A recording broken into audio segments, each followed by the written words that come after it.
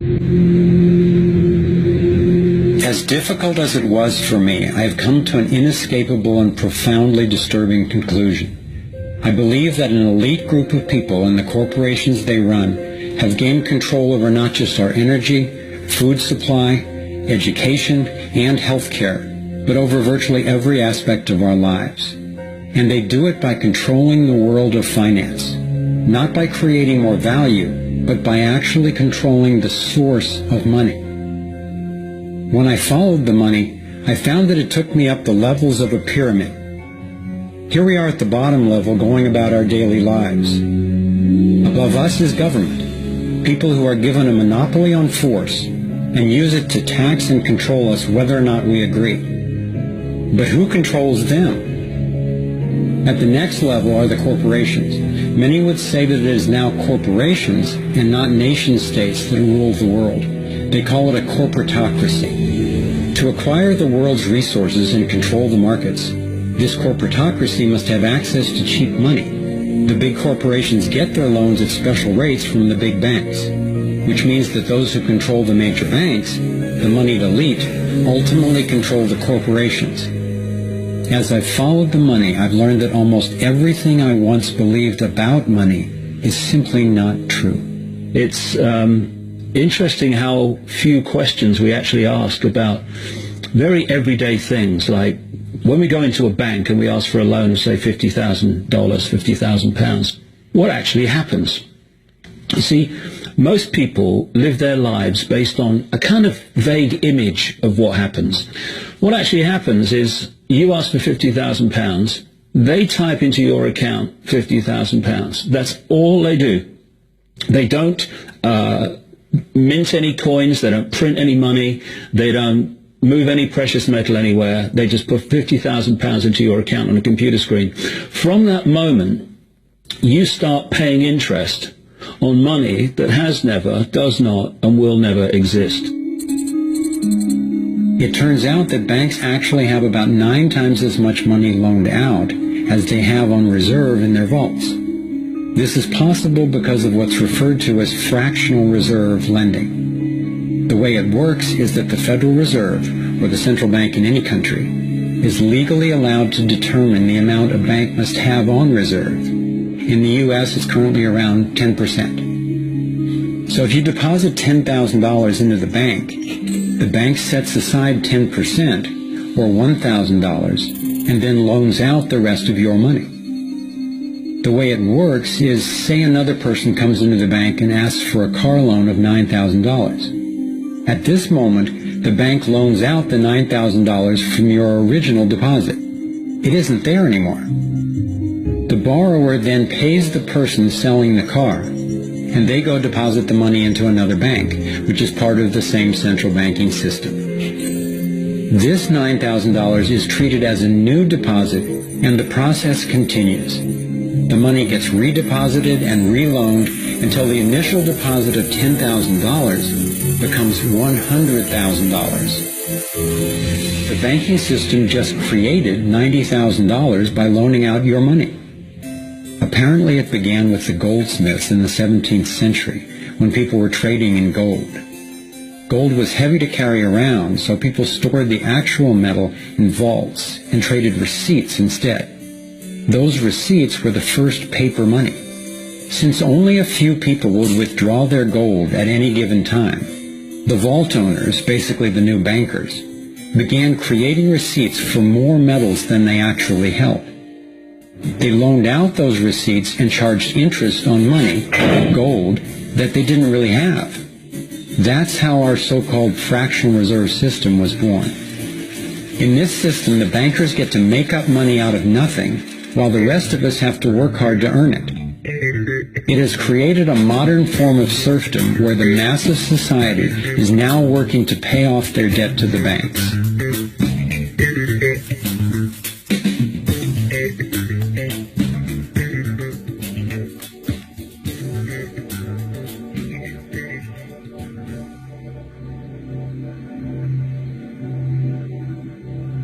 Under this fractional reserve scheme, we inevitably become debt slaves to a ruling class of financial elite. not because they are better or smarter than anyone else, but because they have rigged the system to benefit themselves at the expense of most people on the planet. Catherine Austin Fitts is an expert on this issue. She was an Assistant Secretary of Housing and Urban Development under President George Bush Sr., and then an advisor to the Clinton administration. Let's set up a game of Monopoly, and you want to buy Park Place. What I can continually do is just print money, give myself more money, lower the value of your money by printing more. No matter how hardworking you are or how successful you are, I can always end up buying you for free. So how come if you or I make up money, it's called counterfeiting, but if the banks do it, it's increasing the money supply? How did the banks get this power? This is Jekyll Island, where in 1910, representatives from the Rockefellers, Rothschilds, Morgans, and other private bankers gathered, secretly, to draft the legislation that would create the Federal Reserve. Ed Griffin literally wrote the book on what happened at Jekyll Island. Central banks are banking cartels which have gone into partnership with the respective governments in the countries where they operate. And they've been given monopolistic power over the creation of the nation's money supply. That's what the politicians handed to them as a gift, you might say, for the partnership. Now, in return, what do the bankers do for the politicians? They promise to create money out of nothing, now that they've got this legal power to do it, anytime the government needs it. And since 2008, we've witnessed the greatest fake money printing run in recorded history. This financial sleight of hand disguises the costs, hides who's to blame, and leaves us as debt slaves working to pay off the bill. I found it revealing that in the same year the Federal Reserve was founded, 1913, the Internal Revenue Service was also established. An income tax was then instigated so you and I would have to pay the politicians' debt, plus interest, to the bankers. The problem is we have a privately owned central bank system in the United States disguised as a government-owned system. Now, if you look in the telephone book here in the Washington, D.C. area, you look up for Federal Reserve in the blue government pages, it's not there. It's in the white pages right next to Federal Express. It's a privately owned central bank. What is the proper relationship, what should be the proper relationship between a chairman of the Fed and a president of the United States? Well, first of all, the Federal Reserve is an independent agency, and that means basically that there is no other agency of government which can overrule actions that we take. There is no other agency of government which can overrule actions that we take. We have a private bank that prints money on behalf of the Treasury. The Federal Reserve prints money on a debt-based system which creates scarcity. But it puts a group of insiders in a position of having access to all the data about the economy when we don't. So you have a small group of bankers who understand the data on how the money works in the economy, and it gives them the ability to print money in a way that the insiders are protected and everybody else is drained. Catherine went on to compare a healthy economy to a vibrant torus, balanced, freely flowing, and energized throughout, in contrast to what's happening in our current economy. What you have is a system that's very dynamic, and it's trying to optimize. But intertwined in the core of it, you have a tapeworm. The way a tapeworm works in your body is it injects a chemical into your body that makes you crave what's good for the tapeworm and bad for you. You have a parasite that's very much manipulating and engorging itself at the expense of the whole. We live in a tapeworm economy where the financial elite are the tapeworm and they're feeding on us. And they don't like it when people blow their cover. After Catherine began exposing government corruption at the highest levels, the FBI raided her company and seized its assets. She was dragged through the courts for 10 years before being found innocent. So we've got the Federal Reserve, a privately owned corporation with a monopoly on creating money, but with no accountability, backed up by a government with a monopoly on force. The country got sold on the Fed as an institution that would help stabilize the economy and remain independent of politics. But in fact, in close to a century of existence, the Federal Reserve has done just the opposite. Since they took charge, we've been robbed through inflation, and the purchasing power of the dollar has declined more than 96%. And the wealth gap makes it clear most of the money is going to a very few.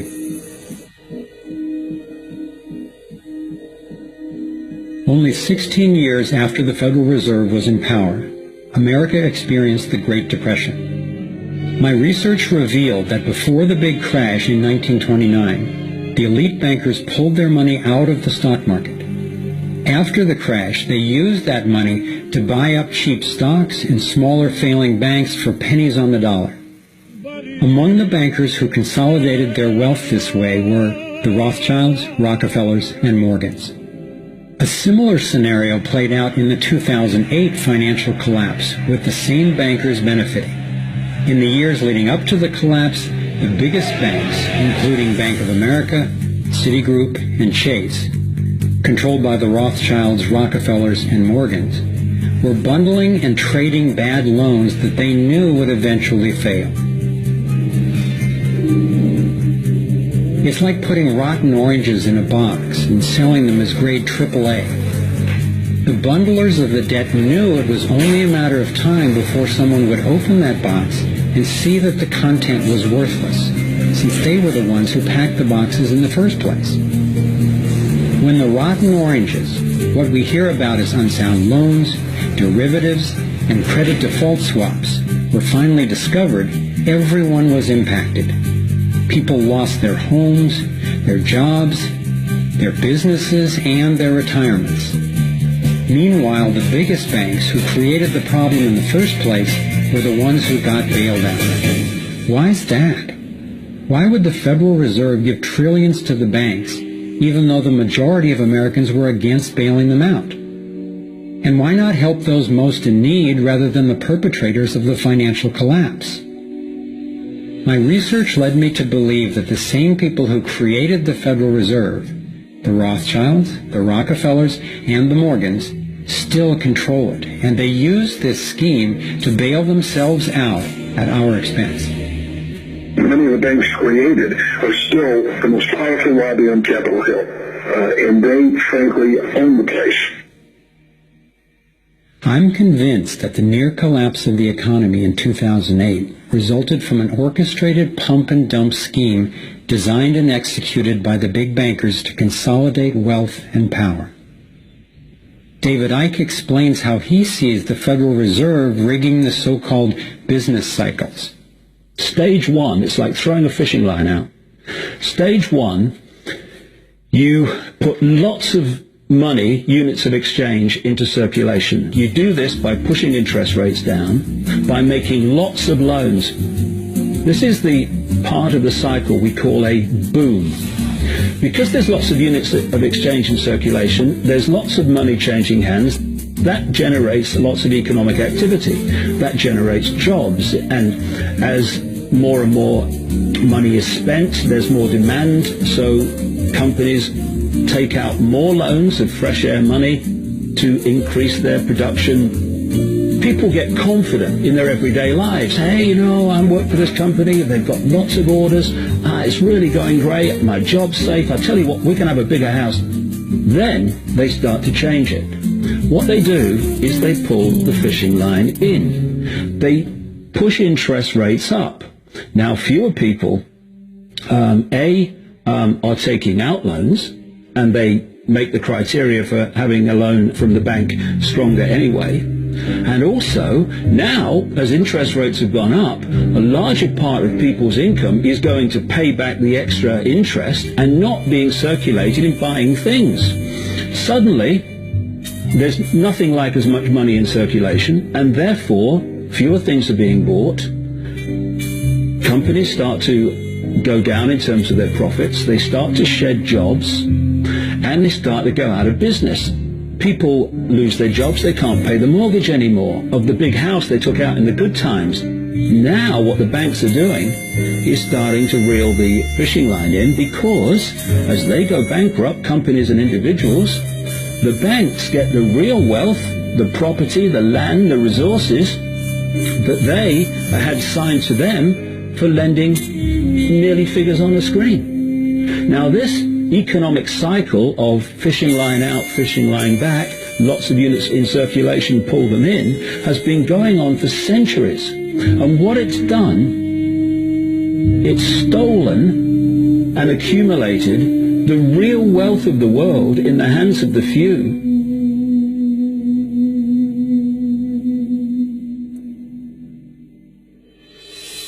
At the international level, central bankers use the World Bank and the International Monetary Fund to make more money while exploiting the resources of countries they lend to, bankrupting them in the process. The central bank of central banks is the Rothschild-created Bank for International Settlements. The elite are positioning themselves to control access to virtually everything we need to survive.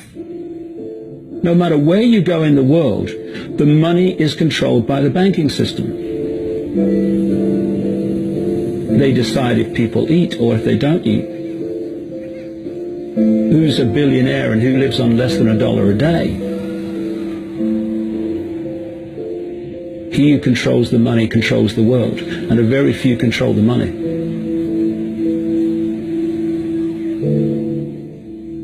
At this point, my view of the world had been turned upside down. I was struggling with the realization that the failure and suffering of so many is actually success and fulfillment for a few. The elite central bankers who fooled the world into letting them create money. They already have vast fortunes, so what is their end game?